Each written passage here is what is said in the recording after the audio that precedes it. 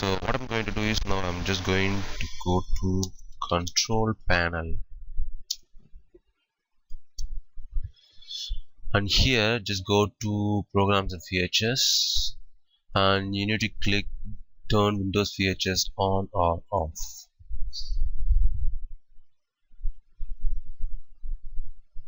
If you just click the turn Windows features on or off, you can see the features which are all by default installed, and you can also disable and enable the features through this window. And in order to go to this window, you can also go by another option called turn Windows features on or off. Just go to the start menu and just type turn Windows features on or off and hit enter, and this window will get open. And here you can see a lot of features which is available, and some of the features are by default which is enabled when installing the operating system, and some of the features are not enabled. So right now what I'm going to do is I'm just going to install Hyper-V. That is a visualization environment software. That is a feature which I'm going to enable it. Just click this option and just enable this, and make sure that you have checked all the checkbox. And I don't want to enable this one because these are the tools which are necessary for configuring and installing the virtual machines with the help of the Hyper-V feature, which is available in the Windows 8.1 operating system, and it is also available in the Windows 8 operating system. I just click the checkbox and I'm just going to give OK.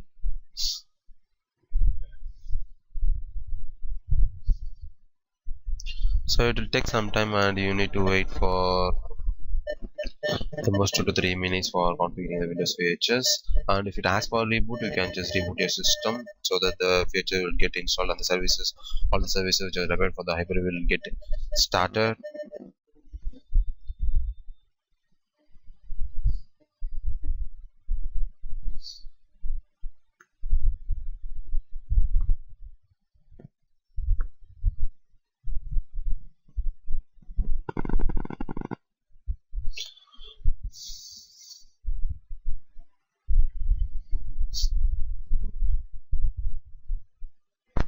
So it is taking some time to enable all the features and installing all the components which are required for the Hyper-V.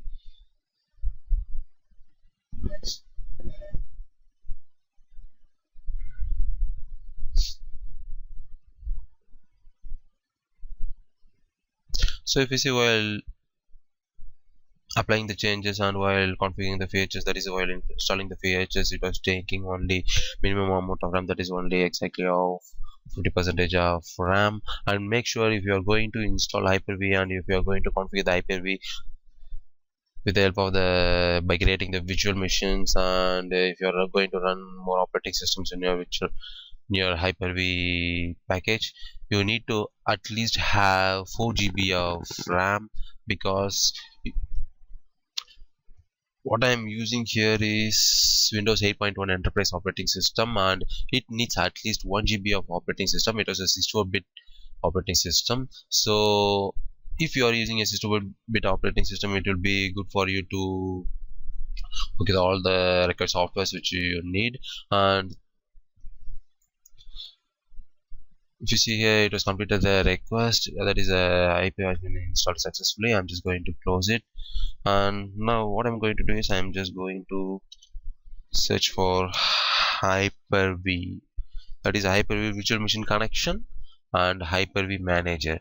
You can go to the start menu and you can just search with the help of this search toolbar, but I'll also show you alternative one, that is go to the control panel, and here you can see the administrative tools here, and here if you see a Hyper-V manager. So this is what I'm just going to show you. So through this option you can open, and you can also copy the shortcut and paste it in your desktop so that you can easily access it. So this is the Hyper-V manager which I'm going to configure and install the virtual machines. So I'll just show you another option. So Hyper-V virtual machine connection. So what it means, it is nothing but if you are having a hyper visualization environment, that is if you need to connect to the visualization machine which was given to you in your corporate environment, you can use this virtual machine connection. You just need to enter the IP address here and you just need to select the virtual machine which are going to connect here. So if you see here, you just need to connect to the server IP address and you need to select the virtual machine here. If you have a corporate connection, you can just easily connect to the virtual machine. And if you are connecting from your home environment to the corporate network, then you need to connect your VPN tunnel, and after that only we can connect to your virtual machine if the service was provided to you by your corporate network. So that is how you will do here. So this is how you will configure, that is this is how you will install the Hyper-V manager here. And in my next video I will show you in detail about how to create and how to use the virtual machines by creating and configuring it. And thank you for watching the video.